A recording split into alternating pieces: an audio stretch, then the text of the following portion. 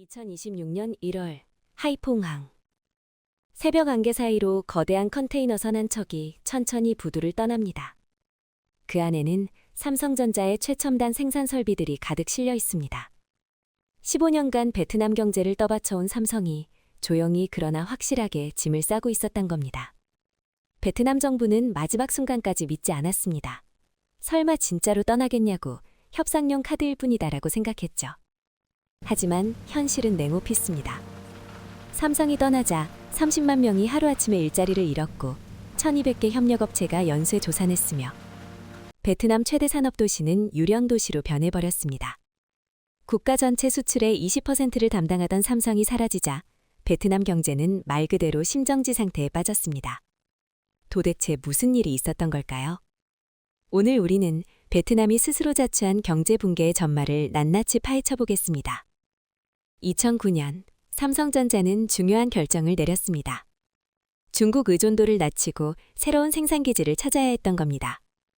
당시 중국은 인건비가 급등하고 있었고 노동 분쟁도 잦아지고 있었습니다.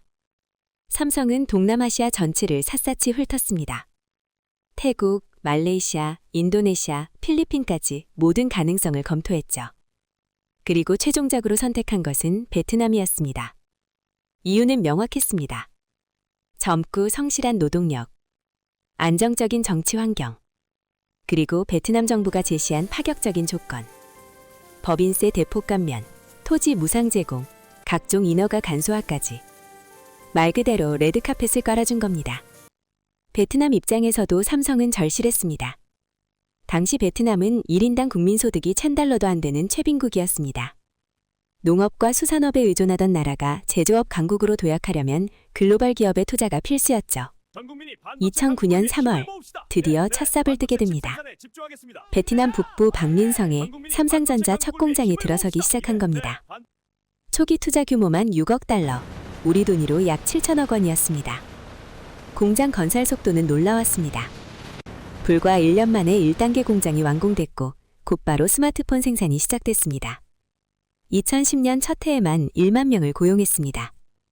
삼성 하나가 들어오자 부품 업체들이 우르르 몰려왔습니다. 삼성을 따라 베트남에 공장을 세운 한국 기업만 200개가 넘었습니다. 2011년 삼성은 베트남 전체 수출의 5%를 차지했습니다. 고작 2년 만에 말이죠. 베트남 정부는 환호했습니다. 드디어 섬유와 신발만 수출하던 나라에서 첨단 전자제품을 수출하는 나라로 도약하기 시작한 겁니다. 2013년 두 번째 공정이 타잉오웬성에 착공됐습니다. 투자액만 20억 달러, 우리 돈으로 2조 원이 넘었습니다. 2015년 삼성은 베트남 전체 수출의 15%를 담당했습니다. 단일 기업이 국가 수출의 15%를 책임진다는 건 전례 없는 일이었습니다. 베트남의 연간 경제 성장률은 6에서 7%를 기록했습니다. 아시아에서 가장 빠르게 성장하는 나라 중 하나가 된 겁니다. 그런데 이 황금기는 조용히 그러나 분명하게 끝나기 시작합니다. 2021년 분위기가 바뀌기 시작했습니다. 베트남 경제가 성장하면서 자신감이 넘쳤습니다. 아니, 자신감을 넘어서 오만함이 싹트기 시작한 겁니다. 베트남 사회 곳곳에서 이런 목소리가 나왔습니다. 우리가 이제 삼성 없이도 충분히 잘할 수 있다. 삼성이 베트남을 이용해서 돈을 버는 거지 우리가 삼성한테 신세진 게 아니다. 경제학에는 호의의 피로감이라는 개념이 있습니다. 베푸는 사람은 계속 베풀지만 받는 사람은 점점 당연하게 여기는 겁니다. 2018년쯤 베트남 사람들은 삼성을 원래 여기 있는 것으로 여기기 시작했습니다. 2022년쯤엔 삼성이 여기서 돈 버니까 세금 더 내는 게 당연하다는 말이 나왔습니다. 그리고 2022년 초 첫 경고음이 울렸습니다. 베트남 정부가 삼성의 법인세 인상을 통보한 겁니다. 계약서에는 10년간 법인세를 감면해준다고 명시돼 있었고 아직 3년이나 남은 상황이었습니다. 하지만 베트남 정부는 상황이 변했다며 일방적으로 법인세율을 5%에서 15%로 3배나 올렸습니다. 삼성은 항의했지만 베트남 정부는 들은 척도 안 했습니다. 이어서 사전협의 없는 환경규제 강화, 20% 최저임금 인상, 근로시간 단축 요구가 쏟아졌습니다. 매번 합리적으로 보이는 요구들이었습니다. 하지만 사전협의도 없이 일방적으로 연달아 쏟아졌습니다. 삼성은 참았습니다. 15년간 쌓아온 관계를 쉽게 포기할 수 없었으니까요. 하지만 내부적으로는 심각한 논의가 시작됐습니다. 베트남이 더 이상 안전한 투자처가 아닐 수도 있다. 2023년 상황은 돌이킬 수 없는 방향으로 흘러갔습니다. 2023년 3월 충격적인 사건이 발생했습니다. 베트남 정부가 삼성 공장에 대규모 세무조사를 단행한 겁니다. 수십 명의 세무공무원이 공장에 들이닥쳐 회계장부를 뒤지고 직원들을 조사하고 컴퓨터 파일을 복사해 갔습니다. 명분은 탈세 의혹이었습니다. 그러나 구체적인 혐의는 제시하지 않았습니다. 3개월 뒤 결과는 아무것도 나오지 않았습니다. 탈세 증거가 전혀 없었으니까요. 이게 무엇을 의미하는지 삼성은 정확히 알았습니다. 압박이었습니다. 우리말 안 들으면 언제든 이런 식으로 괴롭힐 수 있다는 경고였죠. 2023년 8월 결정타가 날아왔습니다. 베트남 정부가 삼성에 공식 문서를 보낸 겁니다. 내용은 충격적이었습니다. 차세대 반도체 핵심 기술을 무상으로 이전하라. 만약 거부하면 세금을 더 올릴 수 있고 공장 운영도 보장할 수 없다. 이건 협상이 아니었습니다. 명백한 협박이었습니다. 삼성 본사는 긴급회의를 소집했습니다. 이재용 회장도 직접 참석했습니다. 15년간 30조 원을 투자하고 30만 명을 먹여 살리고 국가 수출의 20%를 책임졌는데 돌아온 대답이 이거냐는 거였죠. 삼성은 기술 이전을 단호하게 거부했습니다. 반도체 기술은 수십 년간 수조 원을 투자해서 개발한 것이었고 어떤 계약서에도 기술 이전 의무는 명시되어 있지 않았으니까요. 일주일 뒤 베트남은 법인세를 25%로 추가 인상했습니다. 이어서 수입 통관이 이유 없이 2주씩 지연됐고 각종 인허가가 까다로워졌고 삼성 공장만 유독 예고 없는 정전이 반복됐습니다. 이제 의도는 명확했습니다. 기술을 받아내든 돈을 더 뜯어내든 무슨 수를 써서라도 최대한 이득을 챙기려는 거였죠. 그리고 베트남 정부는 삼성이 절대 떠나지 않을 거라고 믿었습니다. 이미 30조 원을 투자했는데 그걸 버리고 갈 리 없다고 판단한 겁니다. 이건 치명적인 오판이었습니다. 2023년 10월 삼성 본사에서 극비 회의가 열렸습니다. 주제는 하나, 베트남 철수 시나리오였습니다.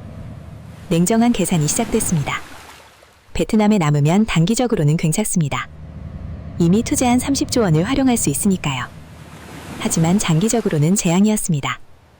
계약을 지키지 않는 파트너와는 장기 사업을 할 수 없습니다. 언제 또 어떤 식으로 배신할지 알 수 없으니까요. 이재용 회장의 판단은 명확했습니다. 단기 손실을 감수하더라도 장기적으로 더 안전한 곳으로 가야 한다.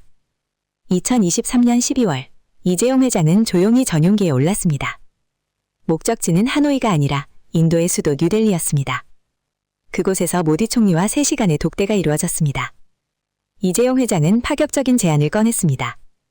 인도에 $100를 투자하겠습니다. 베트남에서 생산하던 스마트폰의 절반 이상을 인도로 옮기겠습니다. 앞으로 10년간 인도를 삼성 글로벌 전략의 핵심 거점으로 만들겠습니다. 모디 총리는 즉석에서 화답했습니다. 인도 정부는 삼성을 위해 모든 지원을 아끼지 않겠습니다. 무엇보다 약속은 반드시 지킬 것입니다. 악수가 이루어졌습니다. 역사적인 순간이었습니다.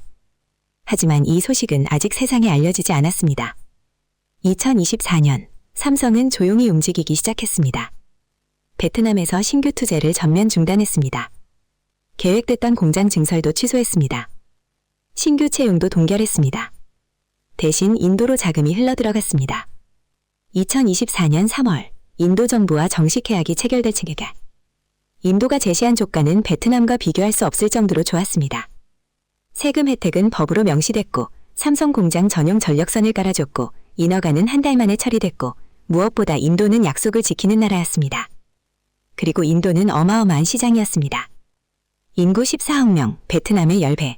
베트남에서는 물건을 만들어 배에 실어 수출해야 했지만 인도에서는 만들자마자 그 자리에서 팔 수 있었습니다. 2024년 6월 인도 노이다 지역에 삼성 대형 공장이 착공됐습니다. 투자액 3억 달러, 우리 돈으로 4조 원이었습니다. 한편 베트남은 여전히 눈치채지 못하고 있었습니다. 2024년 12월 드디어 그날이 왔습니다. 삼성전자가 공식 발표를 했습니다. 베트남 생산 물량의 50% 이상을 인도로 이전한다. 폭탄 선언이었습니다. 베트남은 충격에 빠졌습니다. 정부 관계자들이 황급히 삼성에 연락했습니다. 하지만 이미 결정된 사항이었습니다. 돌이킬 수 없는 지점을 넘어선 거였죠. 불과 몇 달 전까지만 해도 삼성 없어도 우리는 잘 산다고 외치던 베트남 언론은 이제 삼성 떠나면 큰일이라고 아우성쳤습니다. 2025년 1월부터 본격적인 이전이 시작됐습니다. 베트남 공장의 생산 라인이 하나씩 멈췄습니다. 장비가 해체됐습니다. 컨테이너에 실려 항구로 향했습니다. 그리고 인도로 배송됐습니다. 직원들에게 해고 통보가 전달됐습니다. 처음엔 몇백 명이었습니다. 그런데 매주 규모가 커졌습니다. 결국 직접 고용 직원 16만 명, 협력업체 직원 14만 명, 총 30만 명이 일자리를 잃게 됐습니다. 더 큰 문제는 협력업체들이었습니다. 삼성에 부품을 납품하던 1200개 회사가 있었습니다. 이들은 매출의 대부분을 삼성에 의존하고 있었습니다. 삼성이 떠나면 이들도 따라 떠날 수밖에 없었죠. 2025년 3월, 협력업체들의 대이동이 시작됐습니다. 한국 기업은 인도로, 대만 기업도 짐을 샀습니다. 반면 인도는 새로운 기회를 잡았습니다. 삼성은 앞으로 10년간 200억 달러를 추가 투자할 계획입니다. 인도 경제는 날개를 달았고 베트남 경제는 추락하고 있습니다. 불과 2년 전만 해도 상상할 수 없던 역전이 일어난 겁니다. 이 이야기가 우리에게 주는 마지막 메시지는 명확합니다. 국제 경제는 냉혹합니다. 감정도 없고 의리도 없으며 영원한 친구도 없습니다. 오직 이익과 신뢰만이 존재합니다. 신뢰를 잃으면 자본이 떠나고 자본이 떠나면 경제가 무너집니다. 개인이든 기업이든 국가든 신뢰가 가장 중요한 자산입니다. 베트남의 비극이 우리에게 주는 냉혹하고도 값진 교훈입니다. 오늘 영상이 여러분의 경제적 시야를 넓히는 데 도움이 되었기를 바랍니다. 구독과 좋아요 그리고 알림 설정까지 부탁드립니다. 감사합니다.